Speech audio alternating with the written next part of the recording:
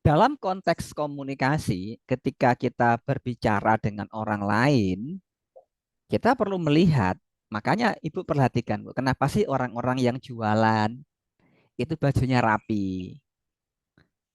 Dicari penjual-penjual yang perempuan-perempuan yang good looking, yang cantik-cantik, yang cakep-cakep, yang ganteng-ganteng. Untuk apa? Ya karena orang seneng melihat visual itu, Bu. Ibu perhatikan deh, penjual soto misalkan, atau penjual kopi gitu, Bu. Ketika yang jual makanan atau minuman itu perempuan dan cantik, good looking, kira-kira banyak nggak yang datang, Bu?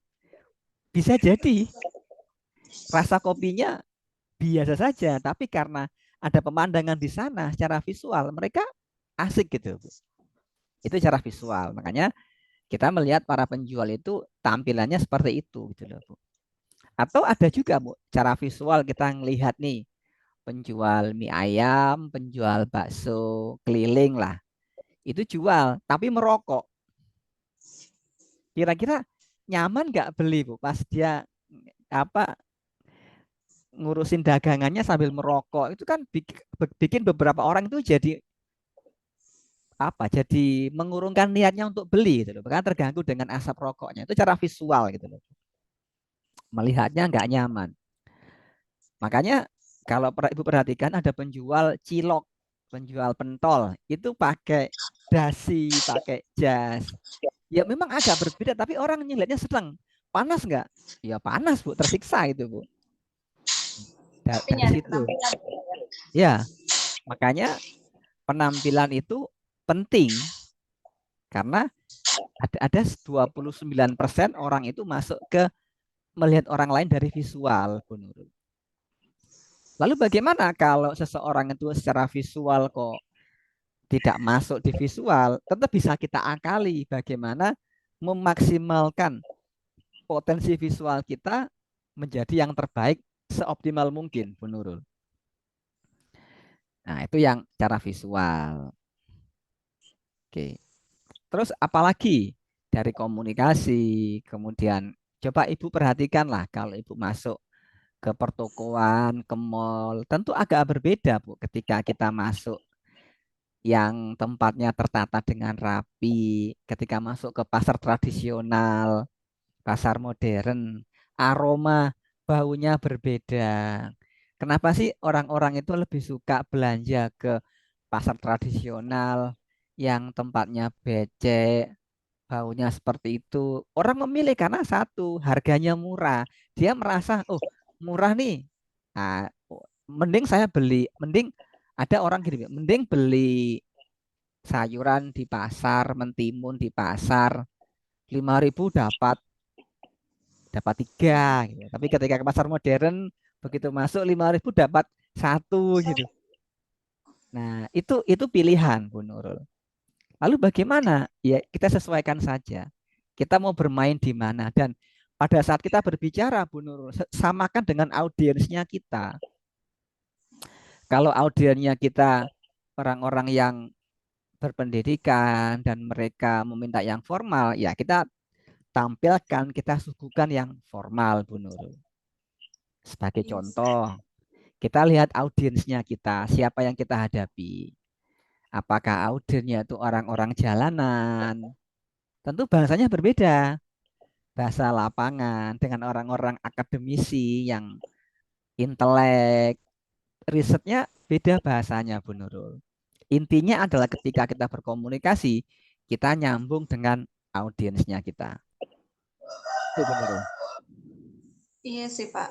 Itu kalau kalau saya kan seorang pedagang ya Pak tadinya. Kalau seumpama apa ya ngelayanin orang dengan diem cuek itu pun orang juga nggak begitu ini kan. Tapi kalau kitanya layanin sebelum itu juga disapa, terus ngomong, ramah, senyum, itu orang setiap hari juga datang terus. Tapi ya kalau seumpama sebagai perempuan itu ya tantangan Pak buat mereka-mereka kayak kita ngelihatnya mungkin cantik ya.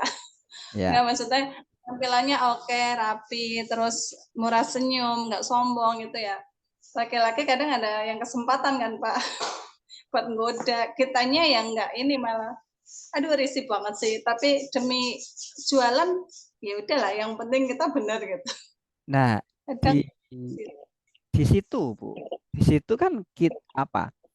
Kita berinteraksi hanya kita batasi sesuai dengan kebutuhannya kita, Bu Nurul.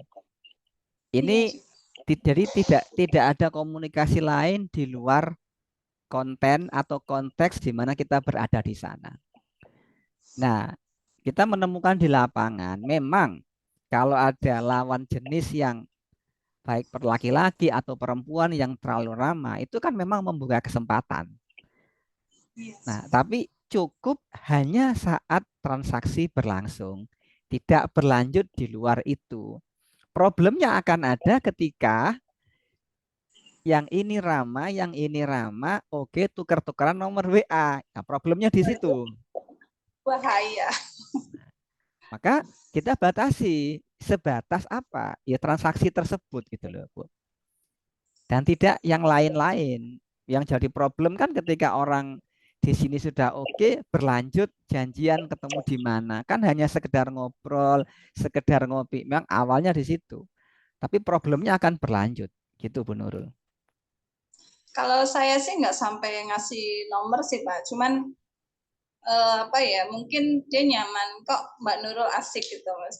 Padahal aku cuman sebatas ngobrol gitu kan, nggak Ya. kok cuman biar tuh orang senang beli gitu.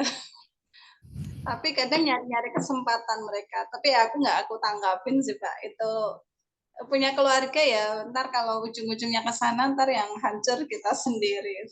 Nah, oke. Kalau kalau kita sudah clear, maka di sini Bu, kita memilih dalam kita kembali ke materi namanya powerful communication. Itu kan yang pertama, apa yang kita omongkan itu nilainya 7%. Ya 7 sampai 10% lah omongan kita tuh. Halo, selamat pagi, apa kabar? Bagaimana? Itu nilainya 7% sampai 10%. Jadi basa-basi kita, omongan kita, kalimat yang kita pilih itu berdampak ke orang lain 7% sampai 10%. Nah, ada yang lebih kuat Bu Nurul. Apa? Nada dan intonasi. Itu 38%. Ada yang mengatakan 20 sampai 40%. Oke lah. Nah, nada dan intonasi seperti apa? Ya ini, nadanya seperti apa? Kita tahu ada orang-orang itu yang kalau ngomong itu dibuat-buat, lebay. Nah, ini pengaruhnya cukup cukup besar di sini. Intonasi itu mempengaruhi banget gitu loh, Bu. Kalau omong sekedar apa yang dia basa-basinya itu 10%, tapi ketika diikuti dengan nada intonasi, pengaruhnya semakin besar. Yang paling powerful di nada itu satu. Bagaimana kita memilih nada kita? Sedih, gembira kan berbeda, Bu. Ketika seseorang ketemu dengan orang yang dia sukai, kok setiap kali ketemu kok dia happy, seneng, gembira. Suaranya kok jadi ramah. Kok lebih lambat bicaranya. Kan itu berbeda gitu. Dan kualitas suaranya berbeda. Kalau ngomong dengan orang ini kok keras nadanya, kok mentak-mentak, kok sama ini kok berbeda. Itu pengaruhnya ada di situ. Nah, yang paling powerful lagi 50% sampai 60% itu apa? Bahasa tubuh. Jadi bahasa tubuh kita. Nah, bahasa tubuh apa? Ketika kita berbicara mulai dari gerak wajah, kemudian gerak tangan, mata, dan postur tubuh. Itu juga mempengaruhi bahwa komunikasi kita akan powerful. Baik kita pada saat ngomong jadi pembicara, jadi MC, moderator itu ditentukan oleh bahasa tubuh kita segede ini 55%, 50% sampai 60%. Lalu bagaimana? Ya semuanya penting. Materi harus dikuasai, nada intonasi bagus, dan yang terakhir bahasa tubuh selaras atau seimbang. Orang-orang yang materinya menarik, tetapi cara bicaranya tidak meyakinkan, bahasa tubuhnya grogi, ya nggak tersampaikan gitu loh, Bu. Iya Atau benar. orang-orang yang bahasa tubuhnya meyakinkan, nada intonasinya bagus, materinya biasa-biasa saja, tetap menarik gitu loh, Bu. Karena orang mungkin mencari sesuatu yang beda dari apa? Dari personel kepribadian orang tersebut. Nah, jadi di sini syukur-syukur sih kalau kita ngasih materi itu sesuatu materi yang baru bagi banyak orang. Itu ditunggu-tunggu gitu loh, Bu. Iya. Oke, ini adalah powerful communication. Jadi rahasianya ada di sini, Bu Nurul.